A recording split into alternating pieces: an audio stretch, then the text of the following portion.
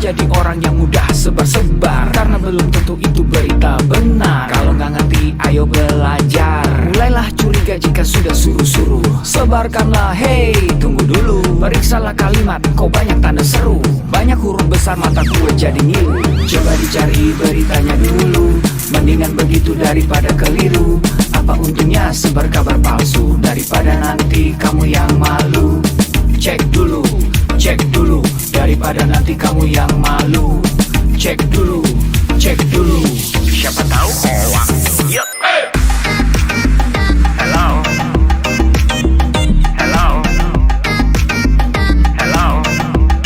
siapa tahu hoax. Yup. Hello,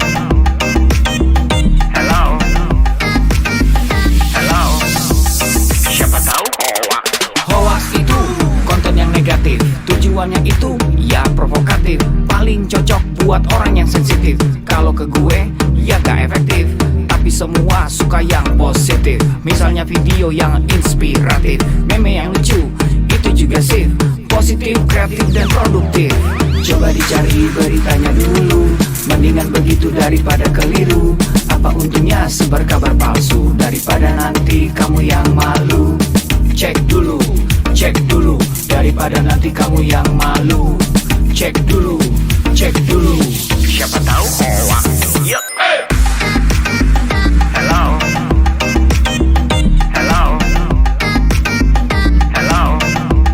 siapa tahu hoax. Yup. Hello,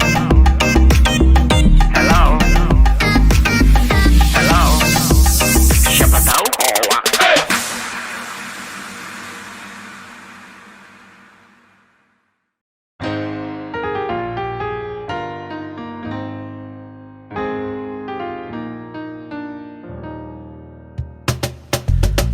Tolong aku melolong, baca sosmed bikin aku bengong.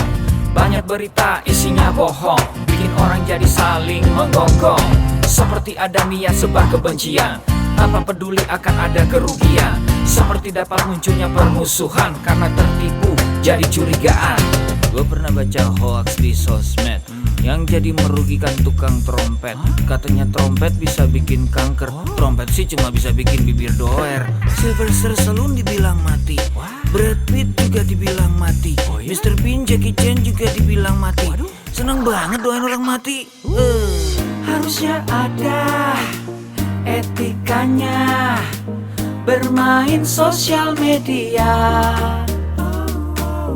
Tak bisa asal mengirim tanpa dipikirin, bisa fatal akibatnya. Bersihkanlah udara kita dari kebencian. Sebarkan saja cintamu untuk Indonesia. Wahai kepada pengguna sosmed, mari bersatu sampai lengket. Jagalah persatuan, jangan lobet. Hati-hati banyak tukang copet. Hey, jangan sampai salah posting, bisa bikin orang jadi pusing. Cek dulu itu penting, jangan jadi cepat terpancing. Gue pernah takut salah minum, karena bahaya buat tulang sumsum. Hampir semua merek disebutkan, gara-gara itu gue kehausan. Gue tertipu isu PKI, katanya jutaan sudah dipersenjatai. Akibatnya gue keluar biaya, bikin persembunyian bawah tanah. Harusnya ada etikanya bermain sosial media. Tak bisa asal mengirim tanpa dipikirin, bisa fatal akibatnya. Bersihkanlah udara kita dari kebencian. Sebarkan saja cintamu untuk Indonesia. Bersihkanlah udara kita dari kebencian. Sebarkan saja cintamu untuk Indonesia.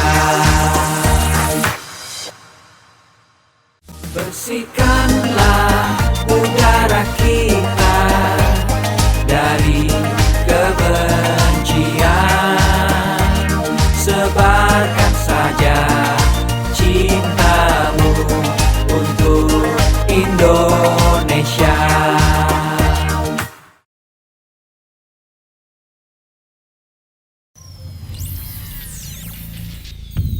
Selamat datang di Indonesia Makin Cakap Digital, langsung dari 34 provinsi, 514 kabupaten kota, diikuti lebih dari 500.000 talenta digital. Inilah Indonesia Makin Cakap Digital.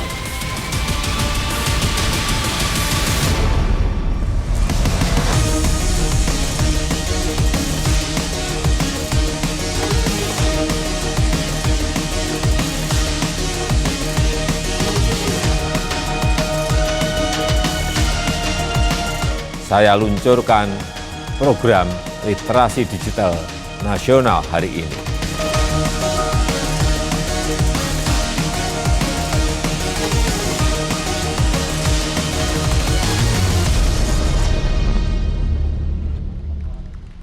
Selamat siang, Assalamualaikum warahmatullahi wabarakatuh. Perkenalkan saya Aulia Mawardika selaku moderator untuk siang hari ini. Selamat siang teman-teman Kuburaya Kalimantan Barat. Kembali berjumpa dengan saya Aulia Mawardika dan Anda kembali berjumpa juga dalam acara Indonesia Makin Cakap Digital. Seperti biasa, sebelum acara dimulai, saya akan menceritakan sedikit latar belakang digelarnya acara pada siang hari ini. Teknologi informasi dan juga komunikasi di Indonesia semakin berkembang pesat. Hampir semua orang memiliki akses yang mudah terhadap internet dan berbagai informasi, di mana hal ini dibuktikan oleh angka penetrasi pengguna internet di Indonesia yang mencapai 73,3%. Berangkat dari fakta tersebut, Presiden Republik Indonesia Bapak Joko Widodo menetapkan percepatan transformasi digital untuk mencapai Digital Nation sebagai salah satu visi utama dalam masa pemerintahannya yang kedua, dan salah satu programnya adalah pembangunan sumber daya manusia talenta digital. Sesuai dengan arahan visi Presiden di atas, Kementerian Komunikasi dan juga Informatika bersama dengan mitra jejaring JNLDC Berkreasi telah menyusun sebuah peta jalan literasi digital di tahun 2021-2024 untuk meningkatkan partisipasi digital masyarakat, mendorong pengembangan ilmu pengetahuan masyarakat di bidang TIK dan digital, serta mendorong tingkat kecakapan transformasi digital dalam pemanfaatan teknologi baru. Oleh karena itu, Kementerian Komunikasi dan juga Informatika, khususnya Direktorat Pemberdayaan Informatika, Direktorat Jenderal Aplikasi Informatika akan melaksanakan kegiatan literasi digital untuk meningkatkan kemampuan dan pemahaman masyarakat dalam penggunaan teknologi informasi dan komunikasi dan internet yang benar melalui implementasi program literasi digital di daerah. Di 34 provinsi, 514 kabupaten kota yang akan melibatkan 110 mitra strategi berkreasi dan juga stakeholders terkait lainnya. Dan sebelum acara dimulai, ada sejumlah tata tertib yang akan saya bacakan dan saya harap ini dipatuhi oleh seluruhnya. Yang pertama, saya mohon untuk seluruhnya tetap mematuhi dan juga mengikuti protokol kesehatan. Lalu juga saya mohon untuk selalu mematikan mic kecuali narasumber yang sedang memberikan materi, dan juga silahkan selalu menyalakan kamera video. Tidak diperkenankan juga untuk coret-coret di layar, tidak diperkenankan juga menyela pada saat narasumber sedang berbicara. Hanya boleh bertanya di sesi tanya jawab yang akan kami hadirkan sesi tanya jawab setelah seluruh narasumber memberikan materinya masing-masing. Dan yang terakhir, silahkan untuk mengerjakan pretest dan juga post-test yang akan di-share linknya di kolom komentar. Setelah itu Anda akan mendapatkan sertifikat digital. Kita segera bergeser ke acara berikutnya. Saya harap semuanya dalam sikap sempurna. Bersama-sama kita akan menyanyikan lagu Indonesia Raya 3 stanza dan dilanjutkan mendengarkan arahan dari Presiden Republik Indonesia Bapak Joko Widodo.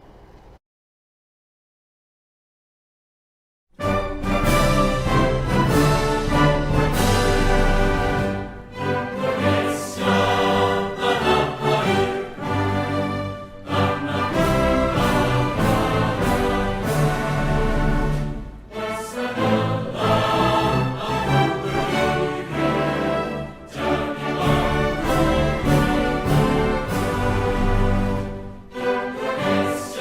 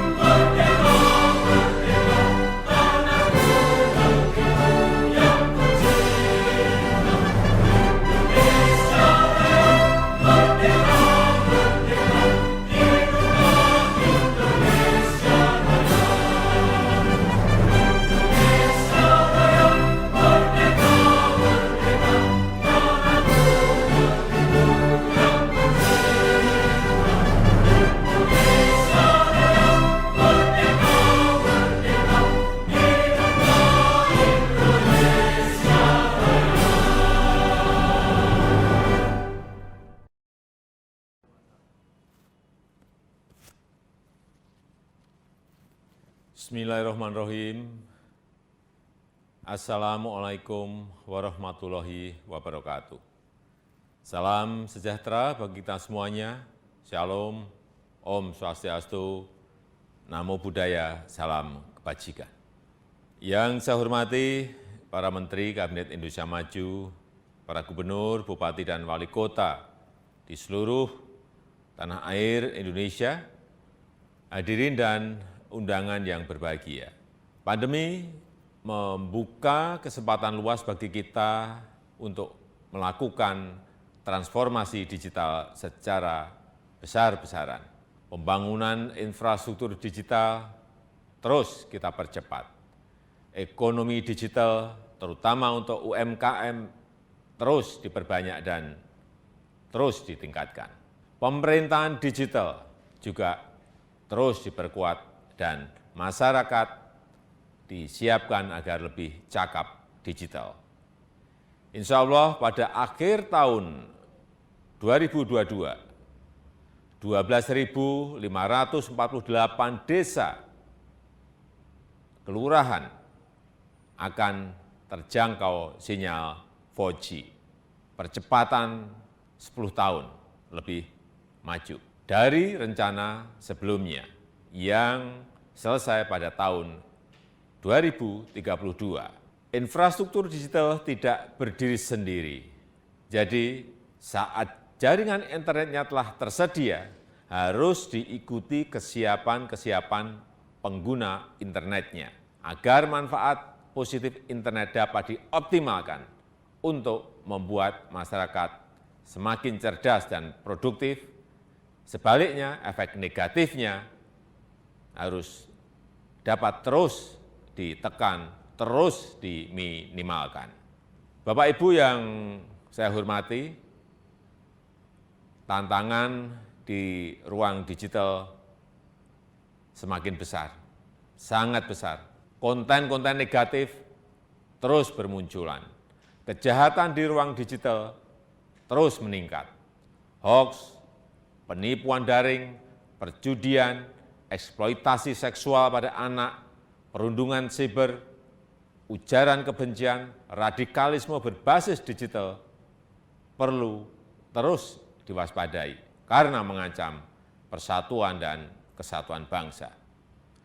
Kewajiban kita bersama untuk terus meminimalkan konten negatif, membanjiri ruang digital dengan konten-konten positif, banjiri terus, isi terus dengan konten-konten positif.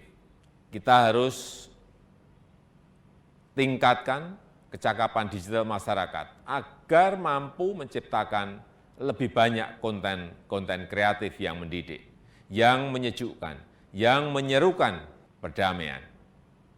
Internet harus mampu meningkatkan produktivitas masyarakat, membuat UMKM naik kelas, perbanyak UMKM onboarding ke platform e-commerce, sehingga internet bisa memberi nilai tambah ekonomi bagi seluruh lapisan masyarakat. Hadirin sekalian, literasi digital adalah kerja besar. Pemerintah tidak bisa bekerja sendirian.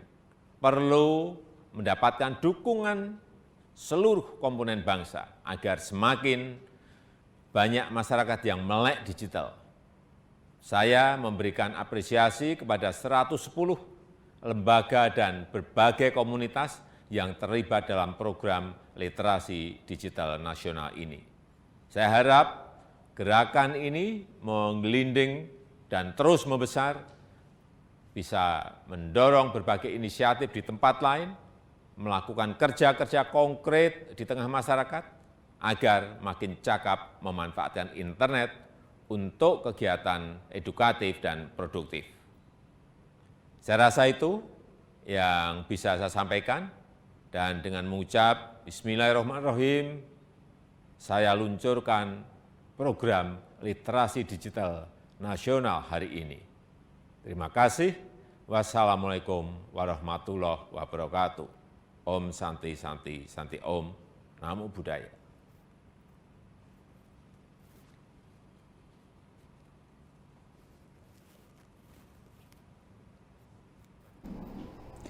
Waalaikumsalam warahmatullahi wabarakatuh. Baru saja kita mendengarkan arahan dan juga sambutan yang diberikan oleh Presiden Republik Indonesia, Bapak Joko Widodo, dan sesaat lagi kita juga akan mendengarkan sambutan yang akan diberikan oleh Bapak Samuel Abrijani Pangerapan BSC selaku Direktur Jenderal Aplikasi Informatika dan dilanjutkan oleh Bapak Haji Muda Mahendrawan SHMKN selaku Bupati Kuburaya.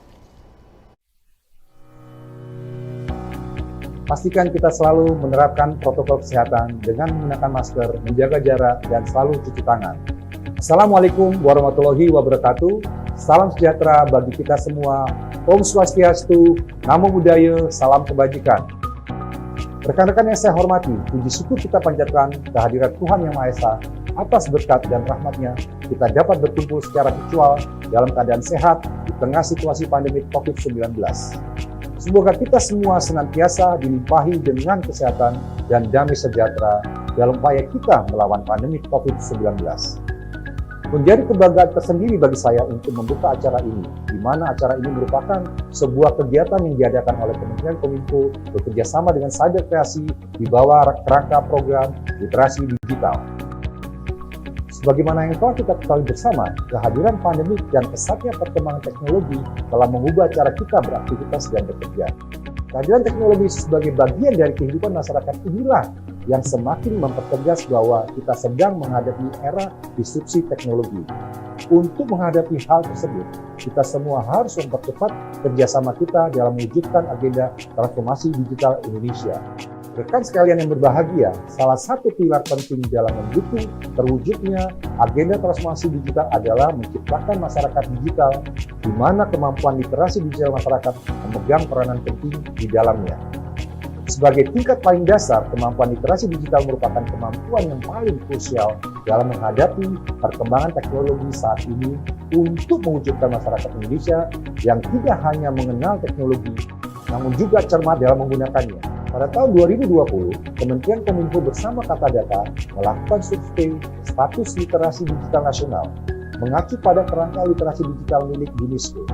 Kajian tersebut menunjukkan bahwa indeks literasi digital Indonesia ada pada angka 3,47 dari skala 1 sampai 4. Di mana hal itu menunjukkan bahwa indeks literasi digital kita hanya ada pada sedikit di atas tingkat sedang, namun belum mencapai tingkat baik. Untuk mencapai tingkat literasi yang baik, pemerintah tidak dapat bekerja sendiri. Kementerian Kominfo bersama Cyber Kreasi dan berbagai stakeholder terus berupaya mengadakan berbagai kegiatan untuk meningkatkan kemampuan literasi digital masyarakat Indonesia, dan salah satunya adalah yang sedang rekan-rekan sekalian ikuti sekarang. Rekan-rekan yang saya hormati, dalam menghadapi perkembangan teknologi yang sangat cepat, literasi digital merupakan kunci dan fondasi utama harus kita semua miliki. Pemerintah dalam hal ini, Kementerian Kominfo, bersama dengan Cyber Kreasi berkomitmen akan terus melakukan upaya meningkatkan literasi digital masyarakat lewat berbagai macam inisiatif kegiatan. Adanya berbagai inisiatif kegiatan literasi digital diharapkan dapat memfasilitasi dan semakin mendorong terwujudnya masyarakat digital Indonesia. Keadaan normal yang baru, baik sekarang maupun pasca pandemi, akan mempercepat proses digitalisasi di berbagai lini kehidupan kita. Maka dari itu, kita harus mempersiapkan SDM kita dengan keterampilan digital yang sesuai untuk menghadapi perubahan ini. Akhir kata, mari kita membawa perubahan positif untuk Indonesia yang lebih baik. Kita ciptakan inovasi-inovasi berkualitas dengan mengembangkan talenta dan memaksimalkan potensi masyarakat digital Indonesia. Bersama kita dapat melalui pandemi dengan menjadi lebih baik dari masa sebelumnya. Demikian sambutan yang dapat saya sampaikan. Selamat mengikuti kegiatan, tetap semangat, dan salam literasi digital. Wassalamualaikum warahmatullahi wabarakatuh. Om Santi Santi Santi Om.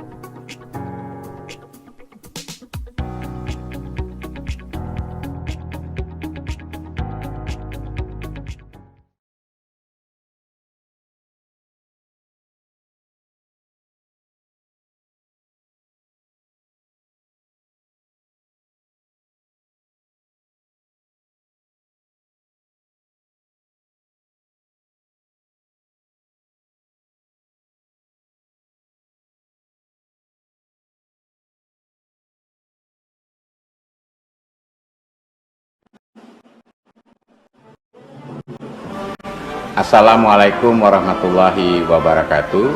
Salam sejahtera, salam sehat dan bahagia bagi kita semua. Om Swastiastu, Namo Buddhaya, salam kebajikan. Berdasarkan survei dari ABJI tahun 2020 yang lalu, bahwa pengguna internet di Indonesia telah mencapai 196,71 juta jiwa, di mana rata-rata dalam sehari 8 jam lebih menggunakan internet.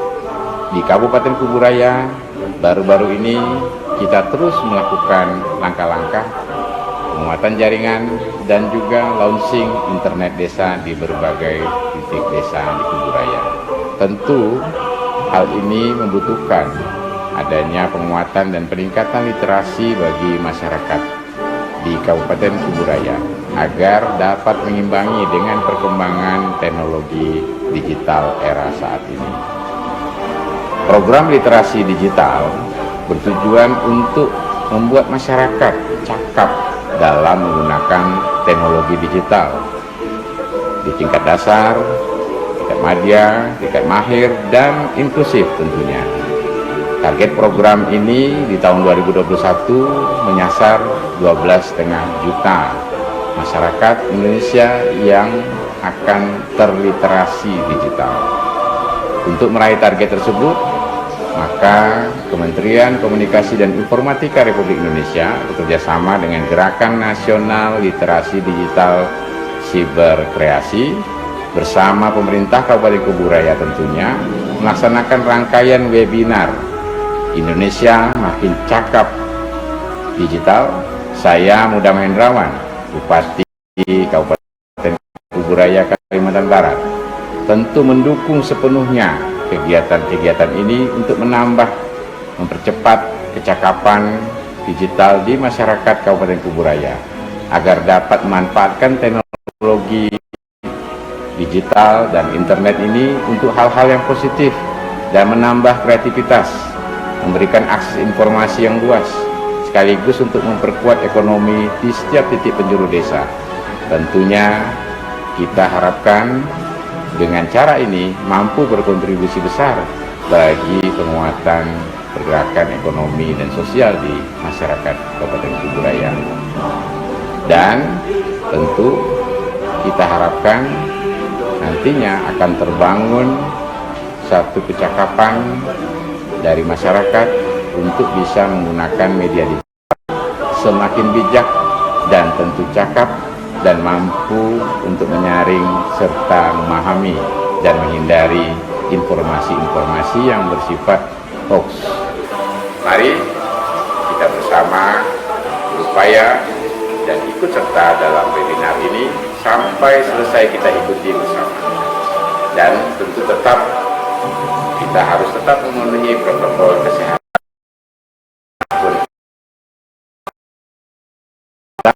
Indonesia maju.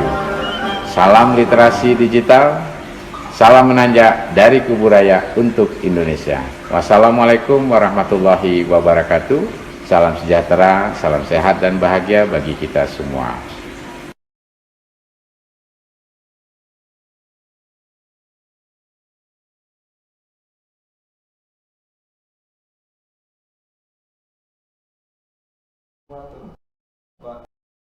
Sedikit kesalahan teknis yang terjadi teman-teman peserta dan juga teman-teman narasumber, dan kita juga baru saja mendengarkan sambutan dan arahan yang diberikan oleh Bapak Samuel Abrijani Pagarapan PhD selaku Direktur Jenderal Aplikasi Informatika, dan juga tadi dilanjutkan oleh Bapak Haji Muda Mahendrawan SHMKN selaku Bupati Kuburaya.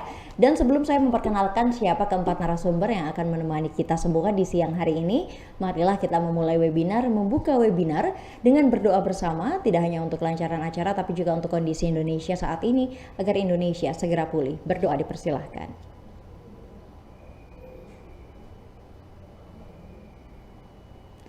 Berdoa selesai. Selamat siang teman-teman peserta untuk Kuburaya, Kalimantan Barat. Senang sekali saya bisa menemani teman-teman, dan tentu saja saya ucapkan selamat datang kepada para peserta dan keempat narasumber yang hari ini hadir untuk memberikan materinya masing-masing. Ada 4 narasumber yang hadir. Yang pertama nanti ada Mas Steve Patinama. Beliau adalah digital creator dari Cameo Project dengan materinya bijak di kolom komentar.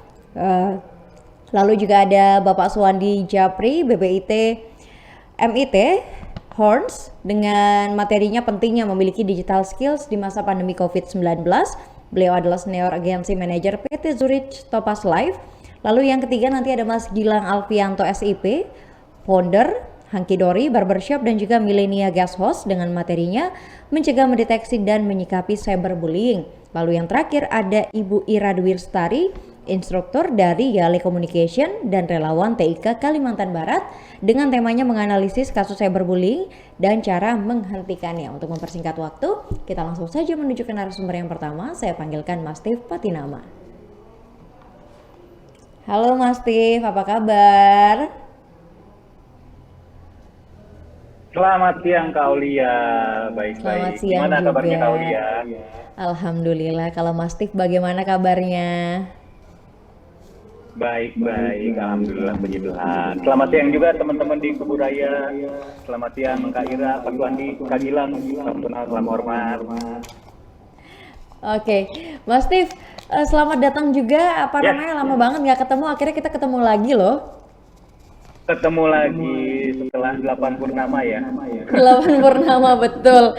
Hari ini sama Mas Steve kita ngobrolin soal bijak di kolom komentar. Nah, ini semoga apa yang menjadi perbincangan saya dan juga Mas Steve bisa menjadi banyak hal baru ya buat teman-teman peserta yang hari ini menyimak. Karena Mas, kolom komentar itu sekarang serem-serem banget gitu, ngalang-ngalain cerita horor, film hantu, nggak ada apa-apa ya dibandingkan kolom komentar Mas sekarang. Bener. Kolom komentar bener. bisa Udah kayak menimbulkan nonton banyak Conjuring perpecah ya. belahan. Kenapa Mas? Udah kayak nonton film Conjuring kalau lihat kolom-kolom komentar di sosial media tuh ya. Iya, Banyak betul. ngagetinnya. Benar. Ngobrolin soal bijak di kolom komentar. Saya ini nanya dulu deh, kalau Mas Steve sendiri gimana sih menyikapi kolom komentar yang saat ini di sosial media? Dan juga mungkin Mas Steve kalau misalkan menggunakan sosial media tuh yang kayak gimana Mas? Yang addicted banget kah? Yang candu banget? Atau yang ya kalau pas ada waktu aja gitu baru buka? Oke, kalau ngomongin sosial media kan sebenarnya dibilang ada pasti semuanya ada sisi positif dan negatifnya gitu ya. Kalau positifnya tuh sosial media bisa jadi ajang kreativitas kita di sana. Kita bisa ketemu sama orang baru, ketemu sama orang lama yang sudah nggak ketemu sama kita, bisa berkomunikasi di situ gitu loh. Kita bisa cari tahu semua berita atau informasi yang kita butuhkan, yang dulunya kalau sebelum zaman digital hanya bisa cari informasi atau berita itu nonton TV dulu, baca koran, dengerin radio gitu. Sekarang di sosial media semuanya sudah ada akun-akun media berita gitu ya, jadi yang resmi. Jadi sangat memudahkan kita untuk mendapatkan informasi yang kita butuhkan. Tapi ada juga sisi negatifnya yang menghantui kita, yaitu hoax bertebaran banyak banget di sosial media. Menurut data Dewan Pers itu ada 43.000 situs yang mengklaim dirinya itu sebagai media berita. Tapi yang terverifikasi sama Dewan Pers itu nggak sampai 300. Jadi akan sangat besar kemungkinannya untuk hoax itu beredar di sosial media kita. Lebih seringnya kita dengar itu beredarnya di grup-grup WA gitu ya, grup WA keluarga, hoax bertebaran. Jadi hati-hati dalam kita membaca suatu berita gitu. Belum juga konten-konten negatif, konten-konten yang bisa mengganggu mental kita juga gitu loh. Terlepas dari semua konten negatif, gangguan mental juga bisa menjadi efek negatifnya dari sosial media. Salah satunya kecanduan itu gitu. Jadi kita harus sering-sering bijak bagaimana kita menggunakan sosial media kita. Kalau ditanya saya bagaimana menggunakan media sosial, ya karena saya bekerja di dunia digital dari tahun 2012 bersama teman-teman kami Project. Kita membuat YouTube channel, kita menjadikan sosial media itu menjadi alat untuk promosi kita, konten-konten kita promosikan di media sosial. Tapi akhirnya nggak nyangka, walaupun tadinya hanya sekedar punya YouTube channel dan kita kasih tahu teman-teman kita melalui media sosial, tadinya iseng membuat konten, ternyata dari media sosial itu pihak stasiun TV melihat konten-konten yang kita buat, dan akhirnya diajakin kerjasama untuk membuat konten di stasiun TV, dan akhirnya produser film melihat konten kita di sosial media juga, dan akhirnya diajakin main film. Jadi sebenarnya sosial media bisa menjadi alat yang bagus untuk mengasah kemampuan kita, mengasah kreativitas kita, dan mendatangkan keuntungan juga buat kita dengan bijak. Kalau kita gunakannya dengan nggak bijak, pasti jelek juga yang datangnya ke kita. Seperti itu sih, Kak Aulia.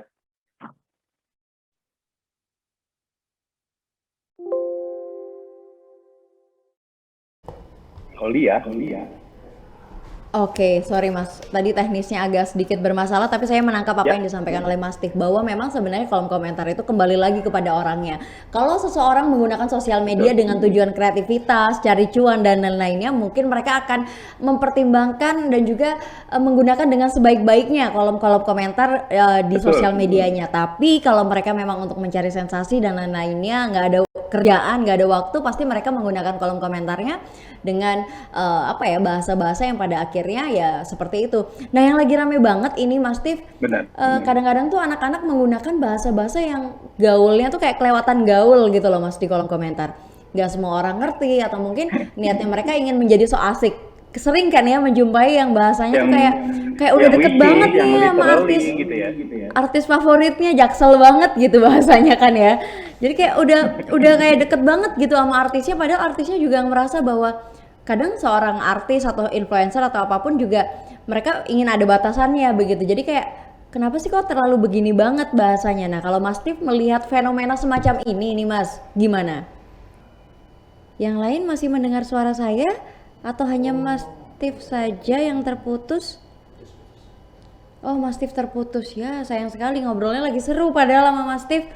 Saya senang banget kalau ngobrol sama Mas Tif soal sosial media begitu, karena beliau juga sangat expert dan juga sangat care begitu terhadap penggunaan sosial media. Sudah tersambung lagi? Sebentar, coba kami cek. Oh, mati lampu. Siap-siap Mas.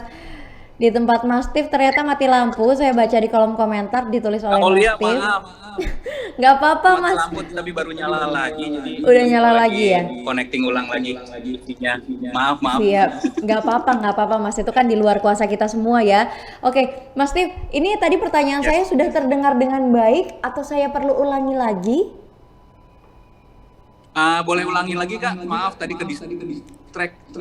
Iya, oke, nggak apa-apa. Mas Tif, kalau kita berbicara soal sosial media, kan sekarang ramai banget nih anak-anak muda yang menggunakan sosial media yang pada akhirnya kita tahu bahwa banyak sekali bahasa-bahasa gaul yang mereka gunakan.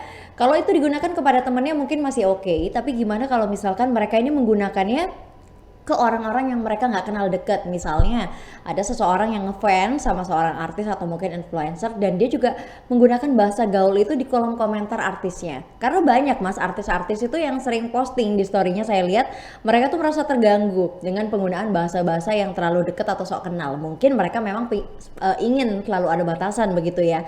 Tapi kan fenomena seperti ini memang tidak bisa kita pungkiri Mas. Nah, Mas Tif sendiri yang sebagai saya bisa katakan penggiat sosial media juga aware soal sosial media, melihat hal-hal semacam ini, gimana tanggapannya Mas Tif? Oke. Tapi yang jadi masalah adalah ketika dia menyampaikan bahasa gaul itu dan lawan bicaranya itu tidak mengerti bahasa gaul, kan berarti nggak pas dengan yang ditujukannya itu gitu loh. Kalau misalkan dia sama-sama mengerti, it's okay lah untuk menggunakan bahasa gaul, itu nggak masalah gitu loh. Tapi alangkah baiknya kalau kita sebaiknya menggunakan bahasa daerah dibandingkan bahasa gaul gitu loh, karena bahasa daerah itu banyak banget manfaatnya gitu loh. Budaya Indonesia itu sangat luas banget ya gitu ya. Dengan kita melestarikan bahasa daerah, dengan ngomong bahasa daerah dalam keseharian kita, itu sama dengan melestarikan budaya Indonesia gitu loh. Banyak banget konten kreator yang besar-besar gitu ya, yang skalanya udah nasional, dia tetap walaupun kontennya itu menggunakan bahasa daerah, tapi setelah terkenal dengan seluruh di nasional udah tahu dia siapa, contohnya Bayu Skak gitu ya, dia menggunakan bahasa daerah Jawa dalam setiap konten-kontennya dia tidak peduli dengan subscriber yang sudah banyak, walaupun penontonnya udah satu di Indonesia gitu, tapi dia tetap dengan melestarikan bahasa Jawa itu. Justru itu yang terlihat jadi sangat keren jadinya dibanding bahasa gaul doang gitu. Jadi kalaupun kita mau ngobrol sama orang dengan menggunakan bahasa gaul, ya kalau misalkan orang itu mengerti bahasa gaul juga nggak apa-apa, tapi banyaknya kan tidak mengerti. Jadi alangkah lebih baiknya kalau misalkan dengan menggunakan bahasa Indonesia saja gitu. Seperti itu Kak Aulia.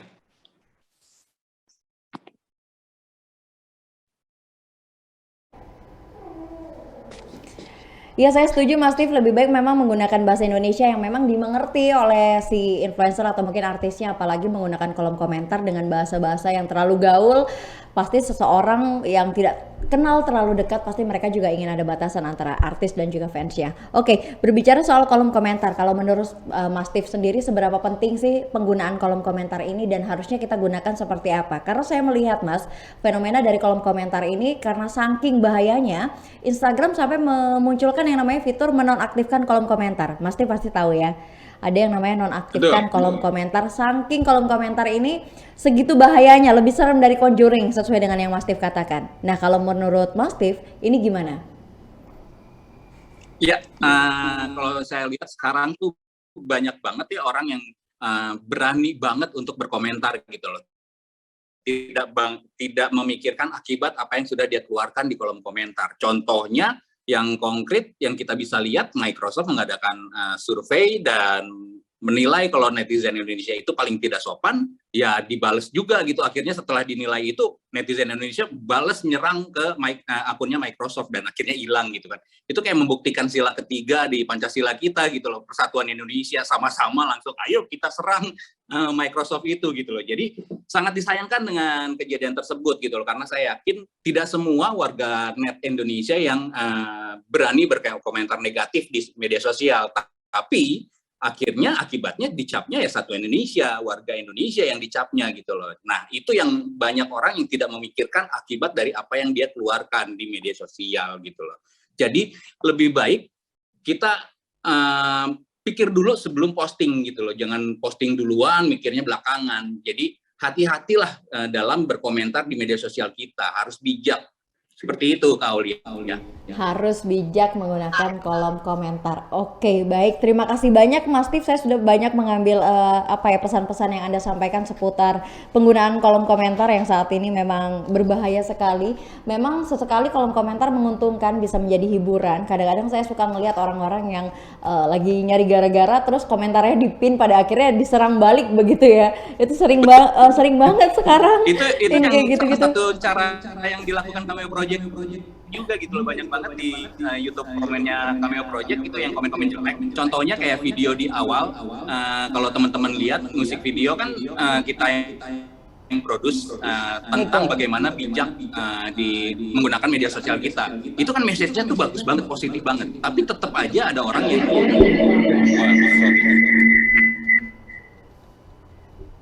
sorry saya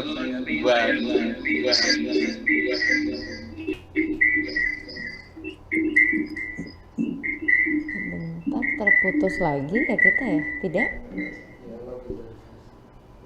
Oke, boleh pindah ke ini kali ya, ke yang misi saya.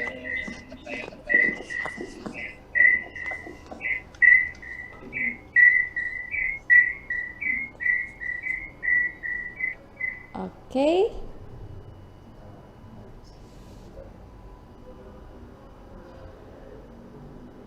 Ya, kita terputus lagi sepertinya dengan Mas Steve ya. Sudah? Tadi saya baru pindah ke PC.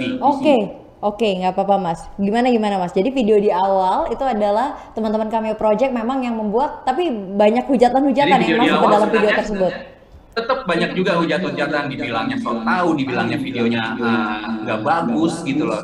Jadi sebenarnya kan kita tujuannya untuk mengedukasi gitu loh. Tetap aja kalau orang bilang haters gonna be haters gitu ya, tetap ada komentar negatif gitu loh. Jadi itu yang tidak bisa kita kuasain, bagaimana orang mau menyikapi konten kita atau diri kita. Yang bisa kita lakukan adalah kita nggak usah ambil pusing dengan dengan komentar-komentar negatif tersebut. Makanya tadi Kak Aulia juga sempat mention dipin aja gitu loh, biar orang lain yang nyerang balik gitu loh. Karena itu bukti kalau misalkan orang yang berkomentar negatif itu sedikit lah, masih banyak orang yang berpikiran positif juga. Jadi pasti bakal diserang balik. Seperti itu Kak Aulia. Oke, terima kasih banyak Mas Steve sudah bergabung bersama dengan kita siang hari ini. Banyak pelajaran yang diambil, salah satunya adalah jangan lupa untuk ngepin komentar-komentar yang buruk. Dan itu bisa menjadi apa ya? Bisa menjadi salah satu cara, karena netizen tuh kan punya berbagai cara ya. Ngepin komentar buruk itu bisa menjadi salah satu cara biar kita nggak perlu capek-capek untuk membalas apa ya, membalas komentar-komentar itu. Biarkan masyarakat Indonesia lainnya yang saling beradu komentar lewat pin-pinan komen tersebut. Terima kasih Mas Steve sudah bergabung bersama dengan kami. Sama-sama, Kami maafkan juga kalau tadi sempat ininya lampunya listriknya mati. nggak apa-apa Mas, nggak apa-apa, itu kan di luar kuasa kita semua. Terima kasih ya Mas Steve ya sudah bergabung bersama dengan kami. Teman-teman peserta saya persilahkan untuk bertanya kepada Mas Steve melalui kolom komentar. Silahkan cukup tulis saja, nanti kita bacakan di sesi tanya jawab. Dari Mas Steve saya mohon izin untuk bergeser lagi ke narasumber yang berikutnya. Di sini ada Pak Suwandi Japri, Senior Agency Manager PT Zurich Topaz Life dengan materinya seputar pentingnya memiliki digital skills di masa pandemi COVID-19. Kepada Pak Suwandi, waktu dan tempat dipersilahkan.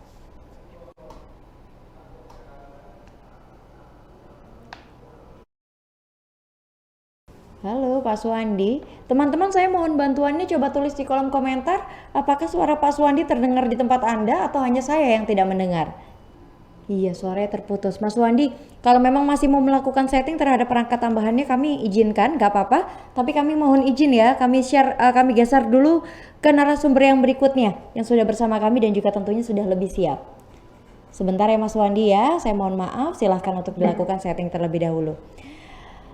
Saya mohon kepada Mas Gilang untuk segera bersiap dan sesaat lagi kita bergeser dulu deh ke narasumber yang berikutnya. Di sini ada Mas Gilang Alfianto SIP, founder Hankidori Barbershop dan juga Millennia Guest Host dengan materinya upaya mencegah, mendeteksi dan menyikapi cyberbullying. Mas Gilang Alfianto sudah bergabung bersama dengan kami. Halo Kak. Halo, selamat siang Mas. Selamat siang. Ya, silakan di-share PowerPoint-nya. Waktu dan tempat saya persilahkan kepada Anda. Oke, terima kasih Kak Aulia. Mungkin untuk mempersingkat waktu, tapi pertama-tama saya akan menyapa dulu nih para narasumber. Tadi seru banget tadi saya melihat diskusinya Kak Steve dan moderator, lalu salam kenal Mas Steve, lalu ada Kak Ira juga, ada Kak Suwandi ya. Oke, langsung lanjut saja ke materi yang saya akan berikan. Mungkin bahasanya bukan materi terlalu berat, kita akan lebih sharing. Oke.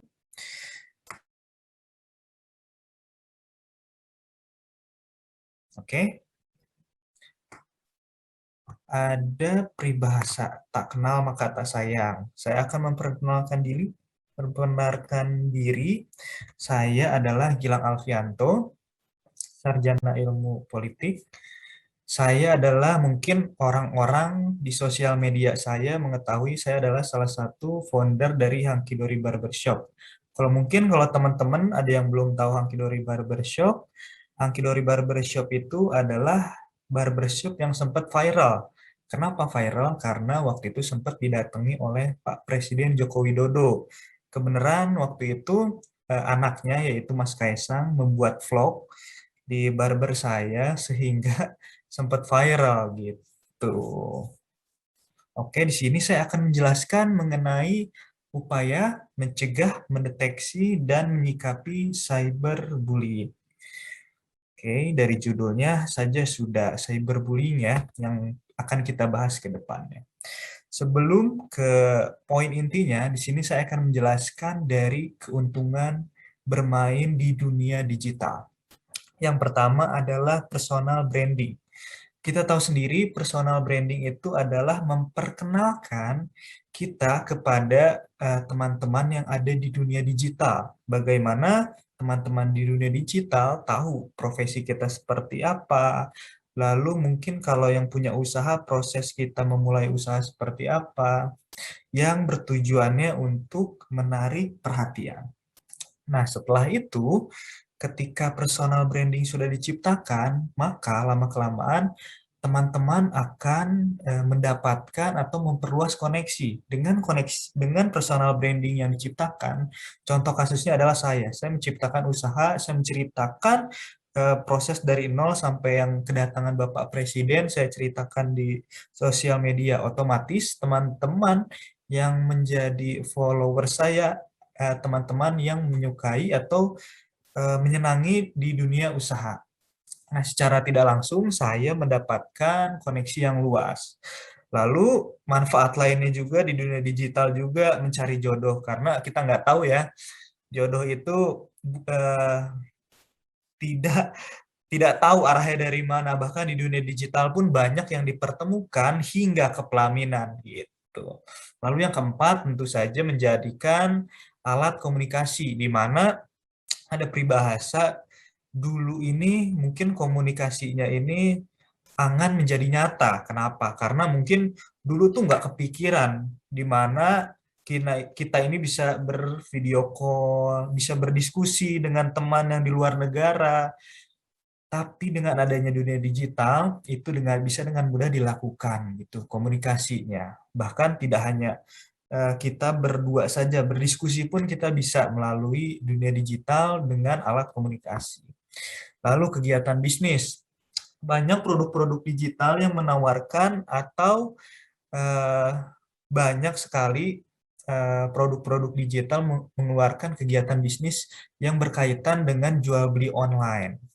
Ada di dunia digital. Lalu media studi, kita tahu ya dulu gimana untuk mencari sesuatu harus membaca atau melihat dengan buku. Tapi dengan adanya media studi di dunia digital, kita tinggal tanya nih kepada Mbah Google dan langsung jawabannya sudah terjawab. Lalu kita tahu untuk memenuhi kebutuhan di dunia digital ini adalah transportasi online salah satunya.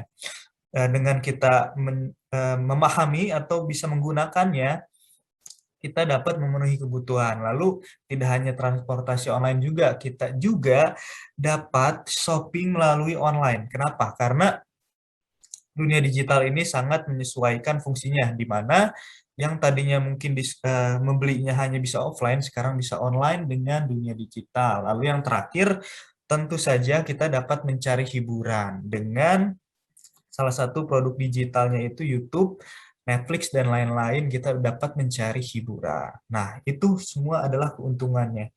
Tapi di balik itu semua, kita harus tahu nih, jenis-jenis apa ancaman yang terjadi di internet. Kita tahu di dunia digital tidak hanya hal positif, tapi ada juga hal negatif, di mana hal paling dominannya adalah penipuan. Kita tahu sendiri bagaimana penipuan ini terjadi di dunia digital. Salah satunya tadi, di mana bertransaksi juga banyak sekarang toko-toko yang menjualkan hal-hal yang tidak sesuai ekspektasi. Atau mungkin tokonya bodong, asal-asal transfer saja. Nah, lalu yang kedua, jenis-jenis ancaman dari internet ini adalah pencurian data pribadi, di mana banyak sekali kasus dengan mencuri data pribadi, teman-teman ini bisa dipergunakan datanya dengan hal yang negatif. Contoh, dengan hanya nik KTP kita dapat meminjam pinjaman online. Tapi kita nggak tahu bahwa data yang kita miliki ini dipakai oleh orang.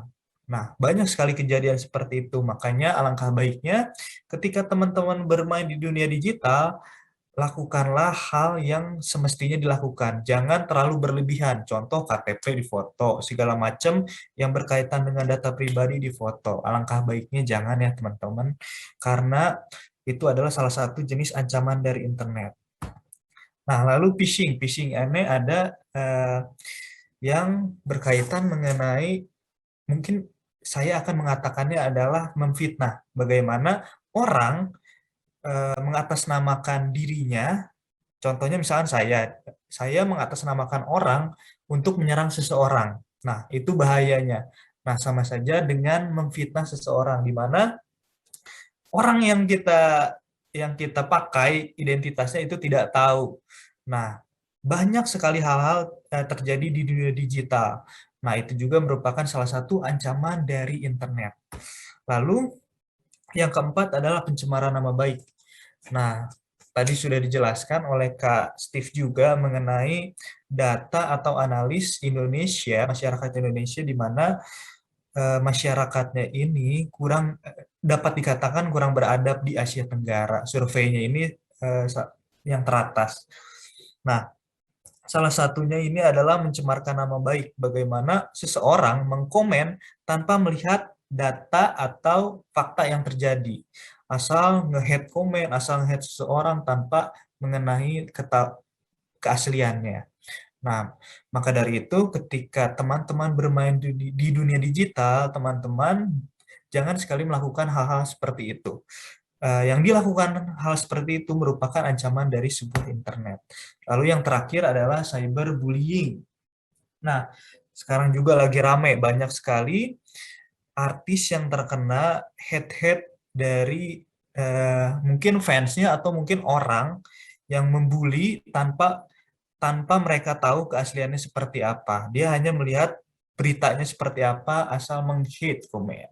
Nah, sebagai teman-teman yang bijak dalam bersosial media, alangkah baiknya melakukanlah hal-hal yang positif tanpa melakukan jenis-jenis ancaman dari internet. Karena kita tahu ya, ke depannya kita tidak ada yang tahu, UU ITE akan selalu menghantui Anda. Lalu di next slide berikutnya, ada yang tahu mengenai cyberbullying? Cyberbullying itu adalah menyebar kebohongan, salah satunya. Nah, kita tahu sendiri cyberbullying ini sangat merajalela di Indonesia. Banyak sekali seseorang yang melakukannya, tapi tanpa atau meniru atau mengatasnamakan seseorang untuk meng-head comment. Itu merupakan hal yang tidak baik, teman-teman. Bagaimana seseorang menyerang seseorang itu tidak dengan data keasliannya, atau yang terakhir poinnya itu mengirim pesan atau ancaman yang sangat merugikan seseorang, di mana kita tahu cyberbullying ini banyak sekali terjadi di Indonesia dan banyak sekali korbannya, di mana korbannya ini belum tentu di cyberbullying, maksudnya belum tentu sesuai dengan data yang ada. Maka dari itu, ketika teman-teman bermain sosial media, filter terlebih dahulu, mana yang baik untuk kita, mana yang tidak. Atau mungkin banyak sekali berita-berita hoax mengenai seseorang, teman-teman ini memfilternya dulu, apakah sesuai dengan data atau tidak sesuai dengan faktanya. Nah, kita alangkah baiknya bermain sosial media ini melakukan hal-hal positif. Kenapa? Karena balik lagi, saya menggarisbawahi mengenai kita nggak tahu ke depannya yang akan terjadi seperti apa. Karena sosial media ini, salah satu sosial media ini merupakan CV online kita. Tanpa kita sadari, ketika kita mencari pekerjaan, yang dilihat salah satunya adalah sosial media kita. Di mana sekarang tidak hanya melihat histori dari pekerjaan sebelumnya, tapi melihat mengenai sosial media kita. Nah, di sosial media kita dilihat bagaimana kita berperilaku, kita beradab, kita beretitude di dalam sosial media kita.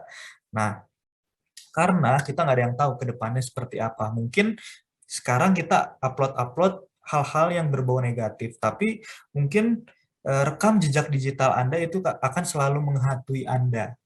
Gitu. Lalu, dampak dari cyberbullying. Apa sih teman-teman? Nah, yang pertama itu udah pasti ya, secara mental.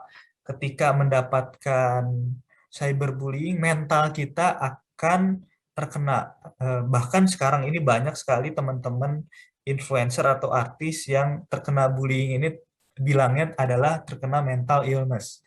Di mana kita mungkin belum mengetahui seperti apa gitu. Tapi yang pasti adalah menyerang mentalnya. Lalu secara emosional juga pasti dong ketika teman-teman mendapatkan hate comment, ketika teman-teman difitnah oleh orang, pasti emosional kita akan memuncak, akan meledak-ledak. Nah, yang terakhir ini adalah secara fisik. Dengan mental, dengan emosi yang kena, walaupun di dunia digital, tapi tetap terkena fisiknya, terkena fisik. Kenapa? Karena dengan mental, dengan emosi yang tidak terkendali, fisik kita akan kepikiran, di mana kepikiran ini ujung-ujungnya akan mungkin susah tidur, yang bikin muka pucat, lalu fisiknya juga menjadi lemah dengan diserang mengenai cyberbullying ini. Nah, lalu ketika mendapatkan cyberbullying, apa yang harus dilakukan? Lindungi dengan 5M. Kalau teman-teman tahunya 5M, memakai masker, mencuci tangan, kalau di sini berbeda, teman-teman. Yang pertama ini adalah menggunakan fitur batasi. Nah, banyak sekali produk-produk digital ini, mungkin salah satunya Instagram, yang ketika teman-teman mengkomen, sekarang sudah tidak bisa atau dibatasi, hanya teman-teman terdekat saja yang bisa komennya. Lalu yang kedua, menjaga akun sosial media Anda, karena sekarang ini sosial media mungkin mudah diakses, mudah dilacak. Nah, untuk menjaganya cukup di private, teman-teman. Gitu. Nah, lalu yang ketiga ini melakukan saring komentar. Komentarnya ini kan sekarang beberapa produk digital menyesuaikan apa yang terjadi di lapangan. Bahkan jadi kita misalkan mencari kata kunci yang berkata kata kasar. Nah, itu bisa kita masukkan. Nah, nanti ketika teman-teman meng-head seseorang itu mungkin munculnya di Anda, tidak muncul di publik gitu. Lalu yang keempat adalah pasti memblokir kalau memang sudah sangat mengganggu. Nah, yang paling akhirnya yaitu melaporkan apabila sudah melakukan hal-hal yang tidak seharusnya dilakukan di dalam sosial media. Terkadang teman-teman ini melakukan cyberbullying tidak tahu dampak akhirnya. Karena ketika di dunia nyata, teman-teman head comment mungkin akan langsung terkena serangan. Nah, tapi kita nggak tahu nih, di dunia digital ini bahkan bisa dibilang lebih kejam. Kenapa? Karena ketika teman-teman melakukan head comment, buktinya sudah ada. Bisa langsung dilaporkan terkena UU ITE. Nah, kita nggak tahu, ternyata di dunia digital ini, ketika melakukan head comment, langsung ada buktinya dan langsung bisa dilaporkan ke mungkin di pihak berwajib ketika memang sudah menyinggung kalian. Nah, lindungi dengan 5M ya teman-teman ya.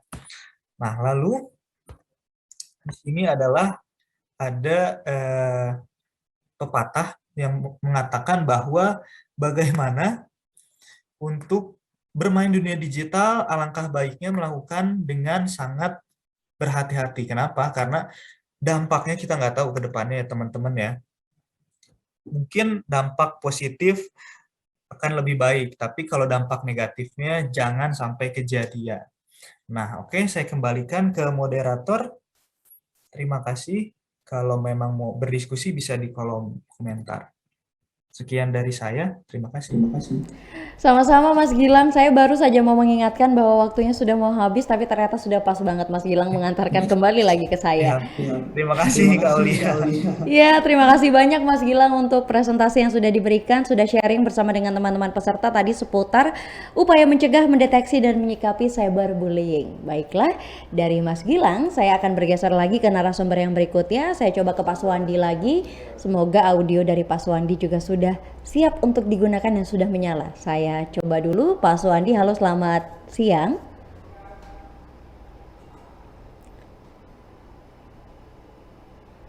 Masih di mute, tolong di unmute teman-teman. Pak Suwandi dari tempat Pak Suwandi. Selamat siang Kak Aulia. Selamat siang, ini udah terdengar dengan jelas suaranya. Udah ya. Aman. Terima kasih banyak Mas Suwandi juga sudah menunggu. Jaringan juga ya tadi ya, karena IndiHome di sini agak sedikit macet. Siap, nggak apa-apa Mas Suwandi. Baik, Mas Suwandi hari ini akan memberikan materi seputar pentingnya memiliki digital skills di masa pandemi COVID-19. Untuk itu, waktu dan tempat saya persilahkan kepada Mas Suwandi. Oke, sebelumnya terima kasih Kak Aulia, kemudian salam kenal juga untuk narasumber, Mas Stef, Mas Gilang, Kak Ira sebelumnya. Oke, selamat sore juga semua warga Kuburaya. Sebelumnya izinkan saya untuk share screen dulu ya. Oke, pada sore ini saya akan menjelaskan sedikit ya, materi yang saya bawakan. Sebenarnya ini bukan materi yang kategori bilang susah, enggak juga, tapi ringan lah ya. Pentingnya memiliki digital skill di masa pandemi COVID-19. Seperti tadi Kak Aulia udah jelasin. Oke, sebelumnya kata orang kalau belum kenal maka tidak sayang ya. Saya perkenalkan diri dulu.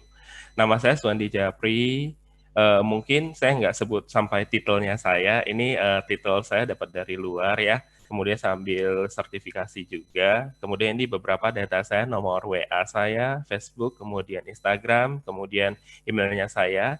Nanti mungkin di akhir sesi, mungkin setelah acara ini, mungkin kita mau sharing dan sebagainya, mungkin bisa kontak via WA, Facebook maupun Instagram.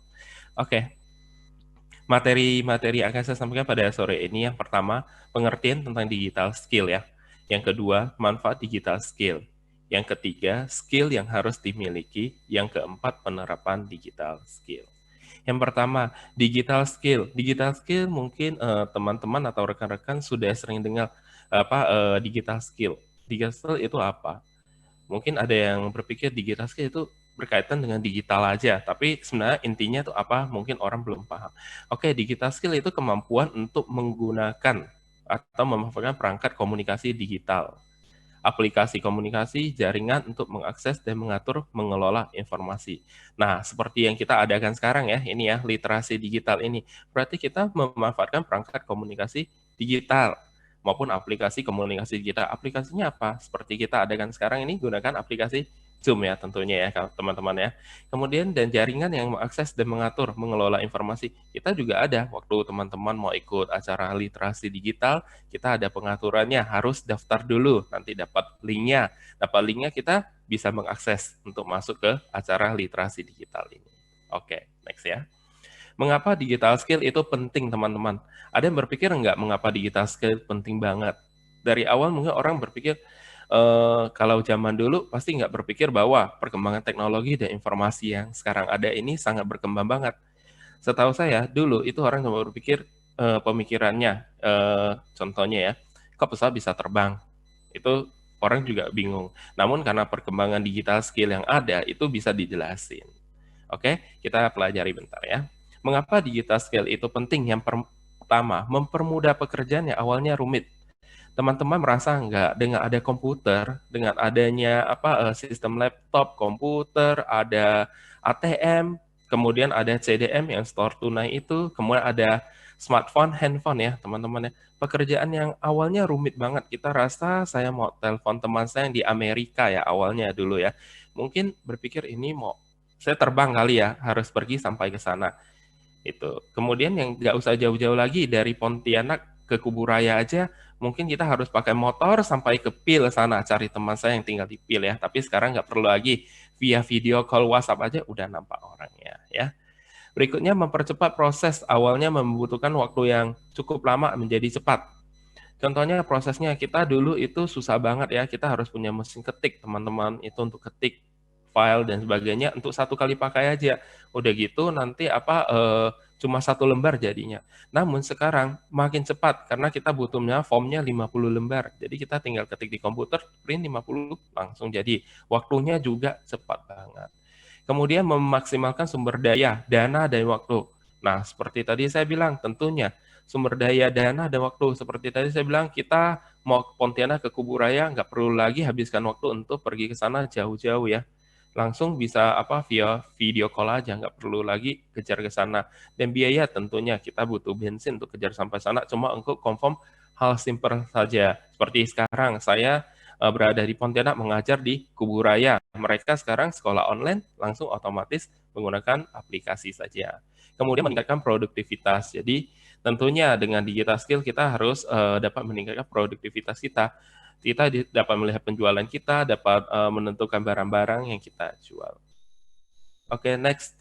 Skill yang dibutuhkan di era digital itu sebenarnya terbagi jadi dua, teman-teman. Yang pertama itu ada soft skill, yang kedua itu hard skill.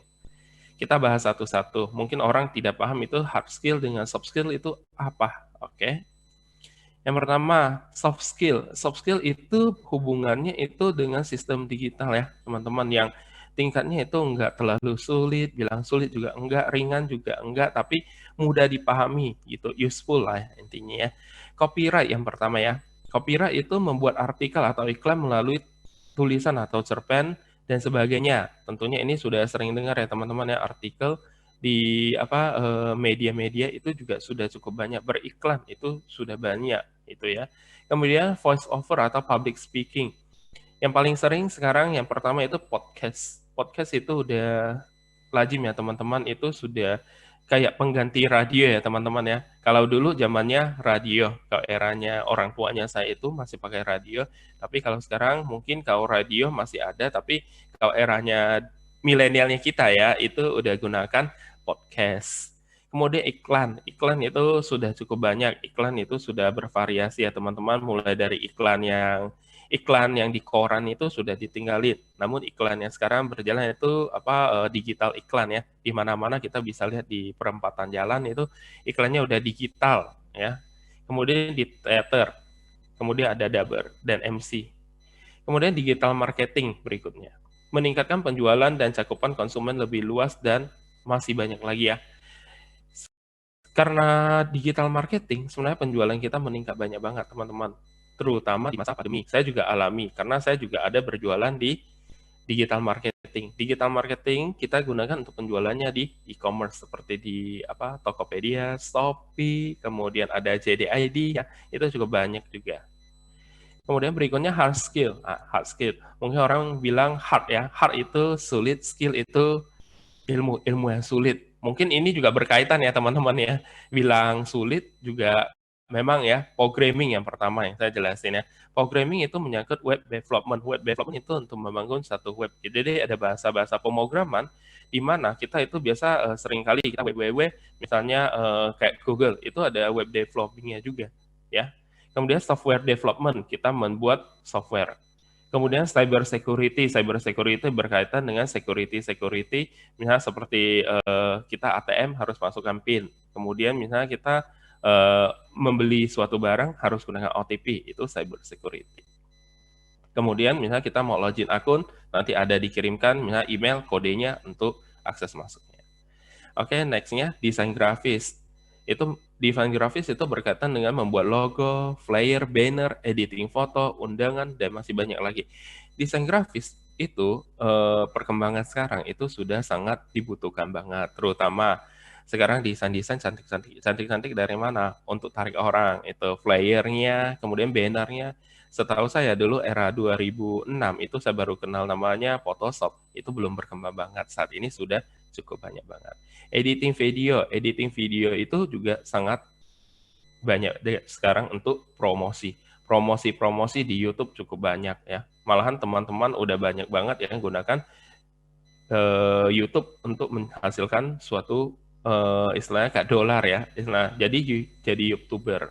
Kemudian juga yang dipakai lagi visual effect sih banyak dipakai untuk efek-efek. Misalnya kita untuk video-video yang terutama yang saya lihat itu efek yang di pernikahan itu video pernikahan itu sudah cukup banyak. Kemudian di film juga banyak visual efeknya. Oke, bagaimana penerapan digital skill tersebut? Yang pertama teman-teman, copywriting itu banyak ya teman-teman ya. Ini beberapa contoh aja yang saya paparkan, tidak semuanya saya paparkan. Itu copywriting itu bisa kita lihat di aplikasi atau webnya Geostime ID yang itu. Kemudian ada basa-basi, kemudian ada mojok, itu copywriting. Jadi kita bisa menulis segala sesuatu di dalam sana, tentunya dengan kita membuat akun dulu ya. Ini kalau untuk detail-detailnya mungkin kita bisa sharing di dalam sesi khusus lah ya kalau untuk detail-detail dalamnya teman-teman ya. Oke, kemudian voice over atau public speaking. Public speaking ini mungkin udah termasuk banyak banget yang pakai saat ini ya public speaking. Malahan di Kekominfo juga udah ada namanya kelas public speaking. Ini kelas yang dimana itu mengajarkan kita gimana caranya untuk berbicara di umum. Biasanya ini ada job-jobnya. Ini ada di freelancer.id. Kalau job-jobnya untuk voice over atau public speaking. Next, digital marketing. Seperti tadi saya bilang, digital marketing itu cukup banyak banget yang bisa kita pakai ya untuk promosi dan sebagainya. Facebook itu udah ada Facebook Ad ya teman-teman ya. Kalau di Instagram ada Instagram Ad juga. Kemudian Google Ads ya, itu udah ada. Promosi-promosi ini banyak digunakan oleh anak-anak muda juga. Di IG, di WA, di Twitter sih agak kurang ya. Di IG terutama saya lihat paling gencar sama WA, di grup-grupnya keluarga juga sering ada promosi jualan ini, jualan itu. Kemudian di blog ya, blog ini ada satu website lagi yang dimana itu kita bisa paparkan, misalnya kita tuliskan sejenis artikel sekaligus promosi barang-barang yang kita jual atau kita mau jual dan sebagainya. Kemudian marketplace ya. Kemudian kita digital marketing kita bisa di marketplace seperti yang tadi disebut Shopee, Tokopedia, Lazada ya, kemudian Bibli ya. Bibli juga sangat keren dan sekarang ya, sampai ada kerjasama dengan pihak BCA kalau tidak salah ya. JDID itu menawarkan banyak banget penawaran-penawaran. Juga kita bisa membeli maupun kita jadi penjual tentunya ya. Oke, next. Desain grafis itu cukup banyak ya untuk aplikasinya teman-teman ya. Bisa di fiverr.com, Freepik, kemudian ada stribu.com. Desain grafis juga bisa di Photoshop, Corel, cukup banyak teman-teman. Ini hanya beberapa contoh aplikasi-aplikasi desain grafis. Oke, next. Untuk fotografi juga cukup banyak teman-teman, banyak template yang template itu intinya tuh seperti background gitu yang bisa kita ambil, nanti bisa kita pakai untuk edit, misalnya masuk foto-foto cantik lah, foto yang keren lah supaya tampilan bagus. Mas Wandi, maaf saya potong sebentar, saya mau mengingatkan waktunya akan segera habis, dimohon untuk dipercepat. Terima kasih. Oke. Kemudian Adobe Stock ya. Oke, mungkin saya agak percepat ya. Kemudian itu aja mungkin yang saya sampaikan. Penutupnya saya menyampaikan pergunakan dunia digital dengan sebaik mungkin ya untuk gali segala potensi di dunia digital untuk pengembangan diri dan kemajuan kita. Oke, mungkin itu saja yang saya sampaikan. Kak Aulia, kembalikan waktunya. Terima kasih. Terima kasih banyak Mas Wandi untuk materi yang sudah di-share kepada kita semua seputar pentingnya memiliki digital skills di masa pandemi COVID-19. Baiklah, dari Mas Wandi kita bergeser lagi ke narasumber yang berikutnya, narasumber yang terakhir. Di sini ada Ibu Ira Dwi Lestari, instruktur Yele Communication dan relawan TIK Kalimantan Barat dengan materinya menganalisis kasus cyberbullying dan cara menghentikannya. Kepada Ibu Ira, waktu dan tempat dipersilahkan. Baik, terima kasih Kak Aulia kesempatan yang sudah diberikan. Nah, sebelum masukin materi, saya mau menyapa dulu nih ketiga narasumber kita tadi yang udah keren-keren banget nyampein materi-materinya. Yang pertama itu ada Kak Steve Fatinama, halo Kak, salam kenal. Kemudian juga ada Kak Suwandi Japri, kemudian juga ada Kak Gilang Alfianto, halo. Nah, juga nggak lupa nih buat seluruh warga masyarakat, khususnya di Kabupaten Kuburaya, Kalimantan Barat. Selamat sore. Nah, saya izin share screen dulu nih untuk mempersingkat waktu.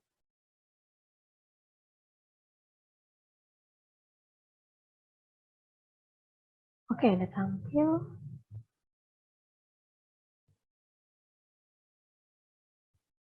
Nah, baik. Assalamualaikum warahmatullahi wabarakatuh. Selamat sore semuanya.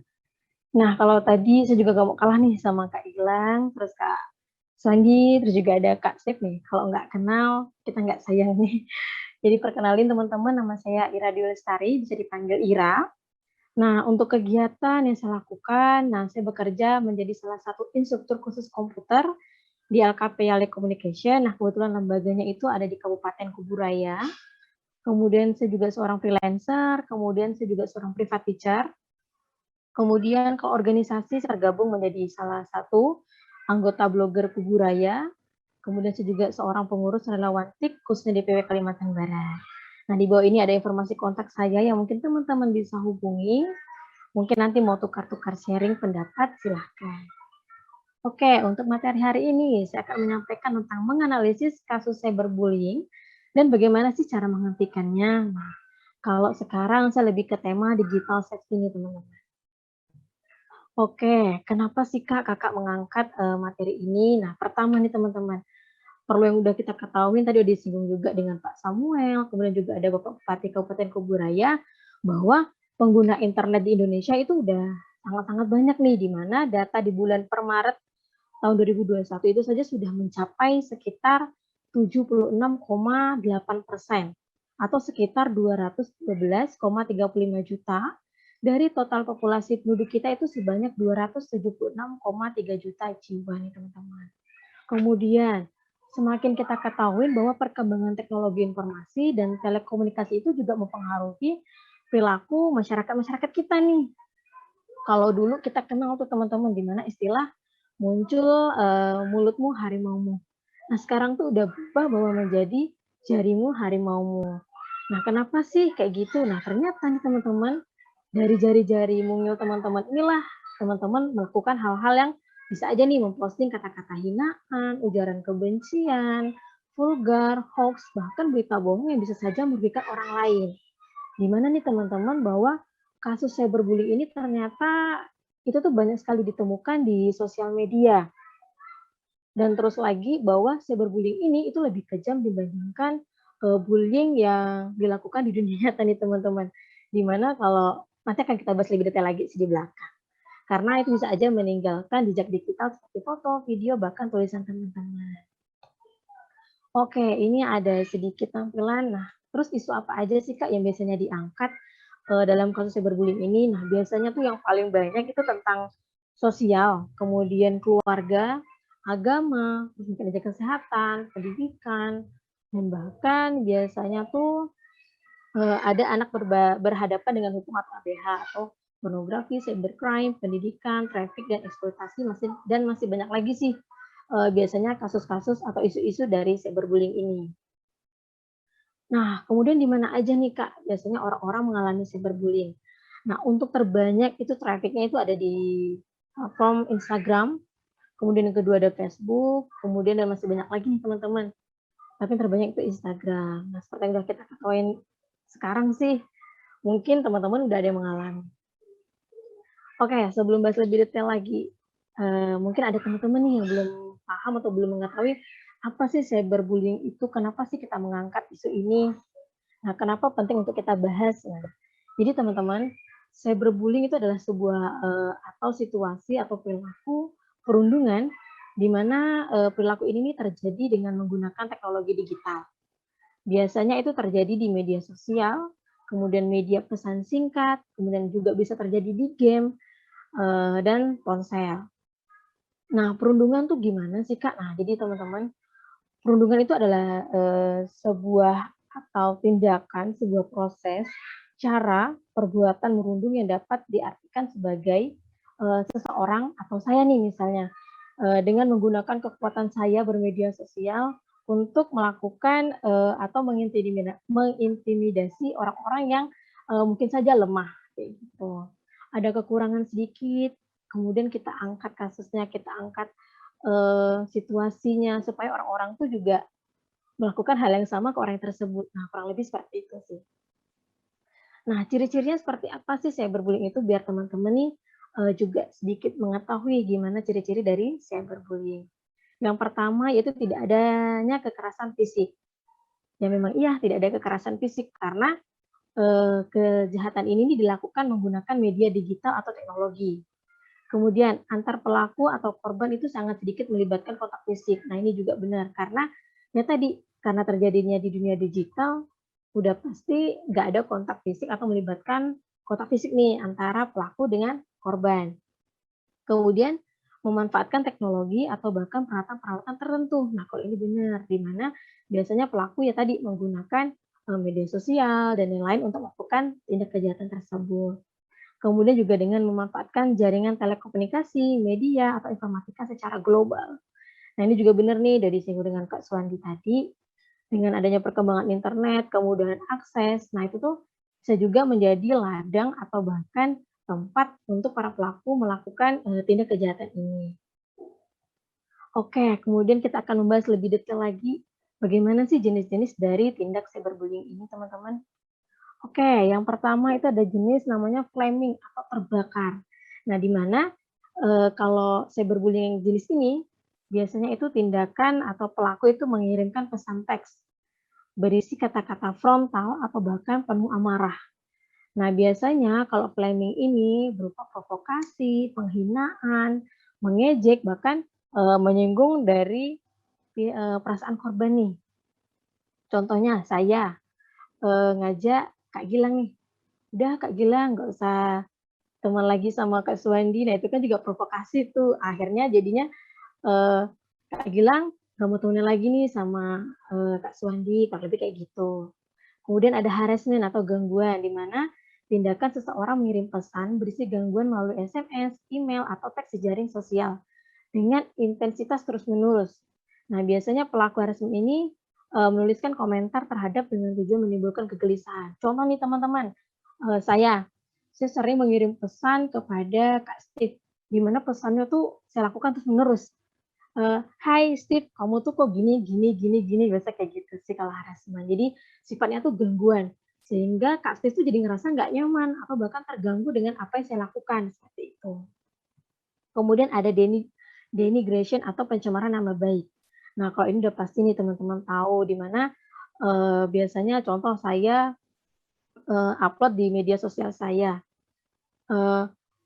Saya menuliskan bahwa Kak Suwandi tuh orangnya seperti ini, seperti ini, seperti ini, seperti ini, atau bisa aja, jangan deh temenan sama Kak Suwandi tuh kok gini sih orangnya, jahat banget, kok orangnya seperti ini, seperti ini, seperti ini. Nah, akhirnya orang yang secara nggak langsung atau belum mengenal lebih jauh tentang Kak Suwandi, akhirnya kan terhasut nih dengan apa yang saya sampaikan. Akhirnya nama Kak Suwandi tuh jelek ketika orang, "Oh Suwandi yang itu ya, yang orangnya seperti ini ya," padahal kita belum tahu kebenarannya.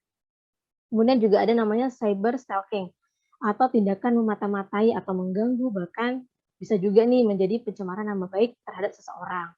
Nah, kalau cyber stalking, nah biasanya kita sih kalau kata orang tuh orang Indonesia biasanya juga kepo-kepo. Jadi ketika ada sesuatu yang viral, pastinya kita cari tahu nih dengan sangat-sangat intens, siapa sih orang ini, siapa sih, siapa sih. Akhirnya kita coba cari tahu. Nah, kadang yang bikin sedihnya lagi, yang tadi udah agak Kak Steve singgung nih, biasanya kita malah menuliskan komentar-komentar yang sifatnya bisa aja mengganggu orang yang kita stalking atau kita cari tahu tentang siapa dia, kayak gitu. Kemudian juga ada impersonate atau peniruan. Nah, kalau ini kasusnya contoh. Kok saya lebih ke contoh nih teman-teman. Kalau impersonate tuh misalnya saya bikin akun tiruan atau akun palsu, mencontoh akunnya Kak Gilang nih. Saya menggunakan profil Kak Gilang. Bisa aja saya menggunakan nama yang hampir mirip. Kemudian di media sosial yang saya bikin untuk impersonate atau meniru Kak Gilang tadi, saya memposting bisa berupa status, foto, video, mungkin yang nggak baik atau yang bahkan bisa merugikan Kak Gilang, lebih seperti itu. Kemudian juga ada outing atau trickery. Nah, biasanya kalau ini merupakan tindakan penyebaran rahasia orang lain. Bisa berupa foto, kemudian video. Nah, atau biasanya ini nanti kalau disebarkan itu bisa menimbulkan rasa malu atau bahkan depresi. Kurang lebih seperti itu sih teman-teman. Nah, kemudian udah kita bahas detail, pasti muncul nih apa aja sih kemudian dampak-dampak dari tindak cyberbullying ini. Nah, sebenarnya tadi secara nggak langsung udah saya singgung nih. Nah, jadi seperti ini teman-teman. Yang pertama, bisa aja nih korban menarik diri dari lingkungan sosial. Jadi mereka tuh atau korban tuh biasanya merasa dia tuh malu, kemudian mereka merasa, ah sudahlah, mungkin orang lain berpikiran seperti ini tentang saya, akhirnya saya nggak mau bersosialisasi. Kemudian bisa jadi juga timbul perasaan dikucilkan oleh lingkungan. Nah, ini benar. Terkait juga nih dengan tadi udah kita menarik, jadi kita muncul nih timbul perasaan bahwa kita tuh kayaknya teman-teman gak mau teman lagi sama aku, atau mungkin orang lain menganggap aku udah seperti ini, padahal ya nggak juga kayak gitu kan. Kemudian kesehatan fisik atau mental dari korban ini terganggu. Kemudian lebih parahnya lagi, dampak yang terjadi dari cyberbullying ini bisa aja nih korban itu mengalami depresi atau bahkan ada rasa ingin bunuh diri. Nah, ini sangat-sangat agak sedikit tragis sih kalau misalnya mungkin korban yang mengalami itu udah sangat-sangat depresi, sudah sangat-sangat kayak ya udahlah kayak gimana, akhirnya timbul rasa depresi. Mbak Ira, maaf saya potong sebentar, waktunya akan segera habis. Saya mohon Mbak Ira untuk mempercepat. Terima kasih. Bentar lagi Kak Aulia. Nah, tadi ingin rasa bunuh diri kayak gitu. Kemudian setelah kita membahas dampak, pastinya ada nggak sih Kak tips bagaimana kita mengatasi tindak dari kejahatan cyberbullying ini? Nah, kalau Kak Gilang tadi punya 5M, kalau saya punya JJP, IJ. Nah, yang pertama itu jangan membalas, menulis komentar yang sama negatifnya sebagai respon. Nah, jadi ketika teman-teman mengalami cyberbullying ini di media sosial, ketika ada orang atau bahkan siapapun yang menuliskan komentar di media sosial teman-teman, jangan teman-teman balas, atau bahkan jangan teman-teman beri tanggapan, atau bahkan tanggapannya itu sama-sama aja negatif sebagai responnya. Kemudian jangan teman-teman menganggap komentar negatif atau kebencian itu terlalu serius. Nah, jadi coba deh teman-teman alihkan ketika teman-teman mendapati seperti itu, mungkin agak sulit, tapi coba dialihkan. Jangan teman-teman terlalu pikirin atau jangan teman-teman terlalu anggap serius. Kemudian pahami bahwa tidak semua orang itu punya kepercayaan bahkan pandangan yang sama. Nah, ini benar. Jadi ketika teman-teman ada yang komentar yang sifatnya hate atau bahkan yang negatif, jadi teman-teman ya udah. Jadi teman-teman harus percaya bahwa nggak semua orang berpandangan seperti itu. Nah, netizen kita udah cerdas-cerdas kok, udah pintar-pintar, jadi udah bisa membedakan kadang ini nggak benar nih, ini kayak gitu. Kemudian bisa aja nih teman-teman melakukan istirahat dari media sosial atau teknologi. Kemudian teman-teman jangan memendam sendiri. Mungkin bisa nih teman-teman sharing, teman-teman berbagi. Tapi ketika teman-teman ingin sharing, silahkan pilih siapa yang bahkan bisa teman-teman berbagi. Kalau saran dari saya mungkin lebih tepatnya ke keluarga sendiri sih, mungkin orang tua kayak gitu. Oke, nah ini ada kesimpulan sebelum menutup sesi kali ini. Jadi teman-teman atau bahkan siapapun yang pernah mengalami cyberbullying, bahwa bahagia, sukses itu milik siapapun, termasuk kamu atau bahkan saya atau bahkan kita. Nah, jadi memang tidak mudah melupakan pengalaman pahit dari praktik bullying ini. Tapi ya mau sampai kapan teman-teman mau diam atau bahkan teman-teman tuh terpuruk. Jadi ayo teman-teman semua, mungkin siapa saja yang pernah mengalami atau yang pernah menjadi pelaku, berhenti, kita lawan dengan semangat, bahwa dengan tekad yang kuat, bahwa kita tuh ingin maju, ingin membahagiakan orang-orang yang menyayangi kita. Jadi jangan berkecil hati. Silahkan teman-teman semua buktikan bahwa kita tuh bisa lebih berhasil dari pelaku atau siapapun yang melakukan tindakan itu. Oke, mungkin aja dapat saya sampaikan. Kurang lebihnya saya mohon maaf. Assalamualaikum warahmatullahi wabarakatuh. Waalaikumsalam warahmatullahi wabarakatuh. Terima kasih banyak Kak Ira untuk materi yang sudah di-share kepada kita semua. Masih tidak jauh-jauh dari seputar bullying. Setelah sesi materi, saya mohon izin untuk segera bergeser ke sesi berikutnya, yaitu sesi tanya jawab. Ada beberapa pertanyaan yang sudah masuk. Dan saya mohon teman-teman narasumber bersiap untuk menjawab pertanyaannya. Saya berikan waktu masing-masing narasumber untuk menjawab hanya 2 menit, saya mohon tidak lebih. Dan saya berikan kepada Mas Steve Patinama terlebih dahulu. Ada pertanyaan untuk Anda, bagaimana menurut Kak Steve tentang konten-konten yang berisi berita hot terkini yang sebenarnya netral dan informatif, misalnya kasus aktor Korea yang baru-baru ini tersandung kasus, di mana saat ini fansnya banyak banget di Indonesia, namun karena banyaknya pro dan kontra tentang berita itu, pada akhirnya menimbulkan perang opini yang berlarut-larut di kolom komentar. Silahkan Mas Steve untuk dijawab. Oke. Menanggapi berita tersebut sebenarnya tidak bisa disalahkan. Jadi harus dicari tahu dulu yang mengangkat berita tersebut apakah sebuah media berita atau dari si artis Koreanya yang bersangkutan gitu loh. Karena kan kalau beritanya tentang mengangkat si artis tersebut mengenai kena kasus gitu ya. Kalau misalnya si artis tersebut yang mengangkat beritanya di sosial media pribadi dia ya, itu haknya dia menggunakan media sosial dia mungkin sebagai untuk menyalurkan apa yang dia rasakan seperti itu gitu loh. Begitu juga dengan media berita. Emang media berita kan tugasnya mencari berita gitu loh. Jadi ketika ada suatu berita di luar negeri dan mungkin penduduk Indonesia sukanya sama drama Korea, dia kasihlah berita dari artis-artis drama Korea tersebut gitu loh. Yang paling harus diperhatikan adalah si orang yang memberikan komentar-komentar tersebut gitu loh, yang akhirnya kenapa mesti ribut, toh itu cuman kehidupan orang luar gitu loh. Mau apapun itu masalahnya gitu ya, itu biarkan menjadi masalah dia, jangan akhirnya membawa masalah untuk sesama netizen Indonesia sendiri gitu loh. Jadi bagaimana kita berkomentar itu yang harus diperhatikan gitu loh.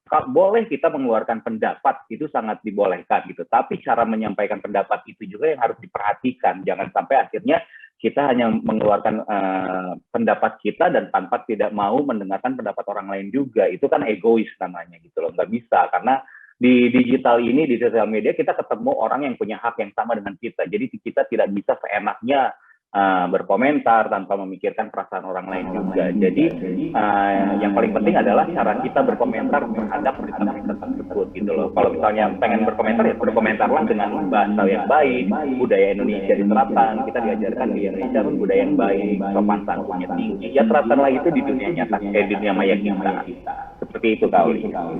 Ya, terima kasih banyak Mas Steve untuk jawabannya. Saya setuju memang kalau berkomentar harus menggunakan bahasa yang baik. Tidak ada larangan untuk masyarakat Indonesia menggunakan hak kritisnya dia untuk memberikan komentar atau Betul. mungkin memberikan apa ya sebuah pendapat begitu. Tapi sekali lagi gunakan bahasa yang baik, jangan sampai menyinggung siapapun karena sekali lagi sosial media juga harus menjunjung tinggi hak-hak dari orang lain. Terima kasih Mas Steve untuk jawaban yang sudah dibagikan. Benar. Baik, dari Mas Steve saya izin geser lagi ke narasumber yang berikutnya. Di sini ada pertanyaan untuk Pak Suwandi. Pertanyaannya adalah, dalam meningkatkan digital skill bagaimana dengan kalangan yang bisa dibilang agak sulit untuk membaur dengan keadaan digital saat ini seperti orang tua, contohnya saja orang tua yang masih awam terhadap dunia digital. Bagaimana cara kita untuk mengedukasi orang tua yang kurang mampu untuk membaur dengan dunia digital agar setidaknya memiliki sedikit kecakapan dalam menghadapi dunia yang saat ini. Mas Suwandi, saya persilahkan untuk menjawab, waktunya 2 menit. Oke, sebenarnya itu seperti yang tadi ditanyakan, itu tantangan kita ya, terutama untuk yang muda yang udah paham dunia digital ini, sebenarnya satu tantangan kita. Satu caranya yaitu kita harus memberikan pendampingan, karena kita akui memang secara orang tua banyak yang tidak paham akan dunia digital ini, tapi ya mau gak mau ya harus mengikuti, tetapi ya kita harus melakukan pendampingan yang benar sehingga mereka menggunakan produk-produk yang digital ini, yang istilah digital skill ini, penerapannya dengan benar juga. Seperti begitu, Kak Aulia. Itu aja yang bisa saya sampaikan. Ya, terima kasih banyak Mas Wandi untuk jawaban yang sudah dibagikan kepada kami semua. Saya mau izin juga langsung saja bergeser lagi ke narasumber yang berikutnya. Di sini ada Mas Gilang. Mas Gilang, ada pertanyaan yang ditujukan kepada Mas Gilang. Bagaimana menurut Mas Gilang maraknya bullying yang dilakukan oleh anak-anak yang kadang membuat korban hingga trauma dan bahkan pelaku bullying ini kadang-kadang menganggapnya hanya bercanda. Ketika sudah dilaporkan baru orang tuanya yang kena getahnya. Mohon tipsnya juga untuk mencegah anak-anak untuk melakukan tindakan seperti ini. Silahkan Mas Gilang, waktunya 2 menit.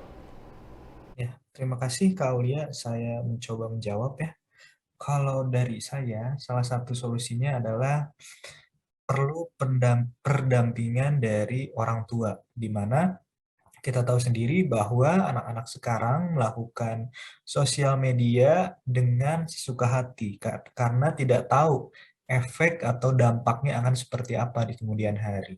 Nah, alangkah lebih baiknya ketika terapkan batas waktu ketika anak-anak sedang bermain di dunia digital, lalu mengajarkan kepada anak-anak mana hal yang baik untuknya, mana yang akan berdampak buruk kepada dirinya ketika melakukan sesuatu. Nah, yang terakhir kalau menurut saya adalah jaga komunikasi agar tetap konsisten dan terbuka, di mana terkadang sosial media ini suka berbeda dengan di dunia nyata. Di dunia nyatanya mereka pendiam, tapi ketika di dunia digital berbeda gitu. Nah, langkah lebih baiknya ketika orang tuanya itu berkomunikasi kepada anak. Apa saja yang dilakukan anak harus disesuaikan dengan di kehidupan nyatanya. Gitu sih, Kak. Semoga menjawab pertanyaannya. Iya, terima kasih banyak Mas Gilang. Saya setuju juga yang disampaikan Mas Gilang. Kadang-kadang kita menjumpai beberapa anak yang di sosial media mereka lebih rame dan ternyata ketika di rumah anaknya cenderung pendiam begitu. Ada dua karakter yang berbeda antara dunia maya dan juga dunia nyata. Terima kasih Mas Gilang untuk jawaban yang sudah dibagikan kepada kami semua. Oke, dari Mas Gilang saya akan bergeser lagi ke narasumber yang terakhir. Ini ada pertanyaan untuk Ibu Ira. Bagaimana cara kita memberikan dukungan kepada korban cyberbullying yang justru dia ini cenderung tidak mau menceritakan apa yang dialaminya karena malu. Padahal kita melihat sendiri bahwa itu telah terjadi. Bu Ira silahkan untuk dijawab, waktunya 2 menit. Ya, jadi gini sih, bagaimana cara kita memberikan dukungan kepada korban ini? Yang pertama, kita melakukan pendekatan kepada korbannya nih. Apalagi orang-orang terdekat. Coba kita dekat, kita tanya baik-baik. Nah, biasanya memang benar akan timbul rasa malu atau bahkan kita tuh menolak untuk bercerita. Tapi ya tadi, kita karena udah paham ini cyberbullying, bisa aja berdampak buruk bagi siapapun yang mengalami. Nah, kita lakukan pendekatan aja. Coba ditanya baik-baik, ya kalau emang nggak mau cerita, coba kita cari tahu. Kemudian dilakukan pendampingan, kayak gitu sih Kak, kurang lebih. korban cyberbullying itu mereka merasa takut karena minimnya pendampingan terhadap mereka. Iya. Untuk itu memang ada support yang harus diberikan oleh teman-temannya, sahabat-sahabatnya, bahkan keluarga sendiri. Karena tidak jarang kita menjumpai kasus cyberbullying yang kadang keluarganya sendiri pun juga menjatuhkan ya. Hingga mereka mendapatkan Iya, support betul, system yang dari luar yang harusnya dilakukan oleh keluarga, malah mereka dapatkan dari luar itu. Terima kasih Kak Ira untuk jawaban yang sangat luar biasa dibagikan kepada kami semua. Hari ini tema yang kita bahas adalah masuki dan pahami aturan ruang digital untuk Kebun Raya Kalimantan Barat. Beberapa bagian kita bahas menyoal cyberbullying. Semoga teman-teman peserta yang menyimak seluruh materi dan juga jawaban dari para narasumber bisa menangkap dengan baik apa yang disampaikan para narasumber dan juga membuat kita menjadi masyarakat yang lebih melek literasi digital dan juga jangan sampai menjadi masyarakat yang sering melakukan cyberbullying. Terima kasih teman-teman peserta, teman-teman narasumber, dan saya juga sesaat lagi akan mengumumkan calon pemenang. Di awal saya sempat mengatakan bahwa akan saya pilih 10 orang yang beruntung yang sudah sudah memberikan komentar lalu juga sudah memposting keseruan di sore hari ini, dan akan saya pilih 10 orang yang beruntung. Orang-orang yang akan saya sebutkan, nama-nama yang akan saya sebutkan, saya mohon untuk segera berkirim data diri ke admin Q&A untuk dilakukan verifikasi lebih lanjut. Saya sebutkan nama-namanya. Yang pertama ada Ulin Nuha Ahmad Al-Kami, Fikri Ramadhani, John Philip, Muhammad Amri, Galang Wildan, Akmal Muhammad, Putria Wahyuni, Citra Fitri Kurnia, Ina Novitasari, dan yang terakhir Ayu Halima. Nama-nama tersebut saya mohon untuk segera berkirim data ke admin Q&A untuk dilakukan verifikasi lebih lanjut. Seluruh rangkaian acara sudah kita lalui teman-teman narasumber dan juga teman-teman peserta. Di akhir acara saya mohon izin kepada semuanya untuk silahkan menyalakan kameranya, kita foto bersama. Tidak hanya teman-teman narasumber yang menyalakan kameranya, teman-teman peserta saya mohon untuk menyalakan kameranya juga. Sudah pada menyala. Ada berapa slide kita? Oke. Ada 1 slide, untuk itu saya countdown dari sekarang ya. Silahkan tersenyum ke kamera. 1, 2, 3. Oke, sesi foto bersama ini sekaligus mengakhiri perjumpaan kita di sore hari ini. Saya mengucapkan terima kasih kepada keempat narasumber, Mas Tif, Pak Suwandi, lalu juga Mas Gilang dan juga Ibu Ira. Terima kasih untuk materi yang sudah di-share kepada kita semua. Semoga segala materi yang di-share menjadi ilmu pengetahuan yang baik untuk kita semua dan juga membuat kita menjadi masyarakat yang lebih melek literasi digital. Para peserta juga saya mengucapkan terima kasih sudah mengikuti acara ini. Semoga banyak ilmu pengetahuan yang Anda serap dan juga nama-nama calon pemenang yang tadi saya sebutkan saya mohon untuk segera berkirim data ke admin Q&A. Akhir kata, saya Aulia Mawardika pamit undur diri. Selamat sore, sampai jumpa.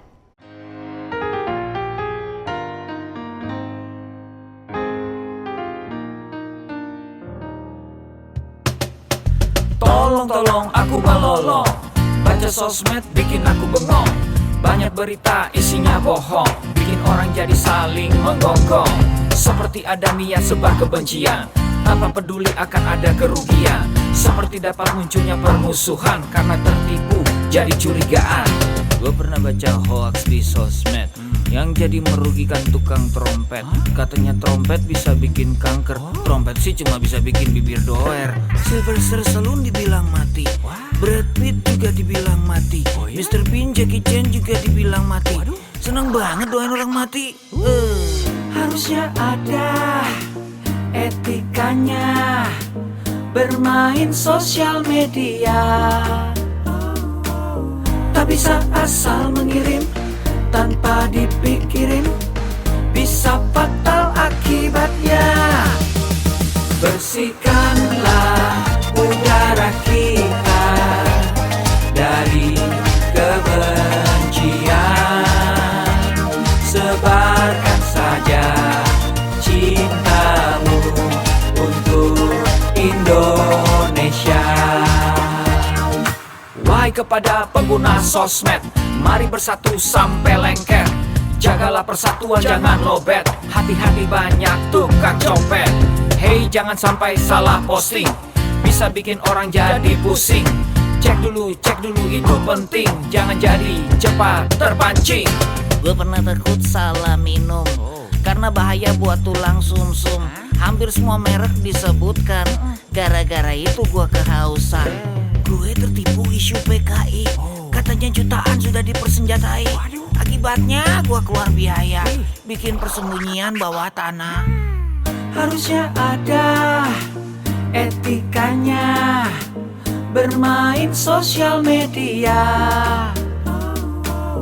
Tak bisa asal mengirim tanpa dipikirin, bisa fatal akibatnya.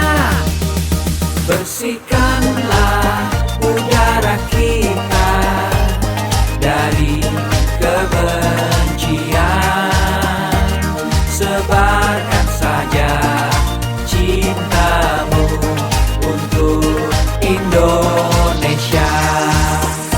Bersihkanlah udara kita dari kebencian,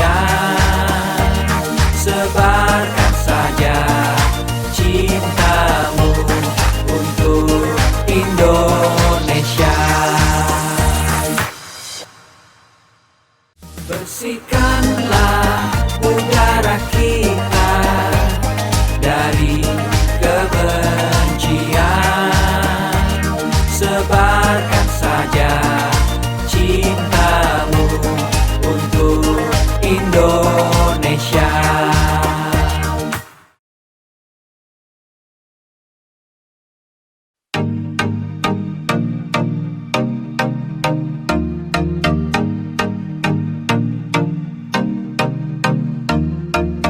Cek dulu, cek dulu, cek dulu, cek dulu. Yo, kini saatnya kita harus tambah pintar. Jangan jadi orang yang mudah sebar-sebar, karena belum tentu itu berita benar. Kalau nggak ngerti, ayo belajar. Mulailah curiga jika sudah suruh-suruh. Sebarkanlah, hey, tunggu dulu. Periksalah kalimat, kok banyak tanda seru. Banyak huruf besar, mata gue jadi ngilu. Coba dicari beritanya dulu, mendingan begitu daripada keliru. Apa untungnya sebar kabar palsu, daripada nanti kamu yang malu. Cek dulu, daripada nanti kamu yang malu. Cek dulu, siapa tahu hoax. Yup. Hello.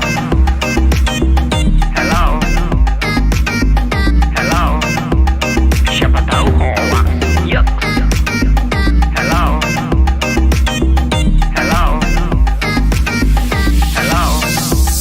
Siapa tahu hoax.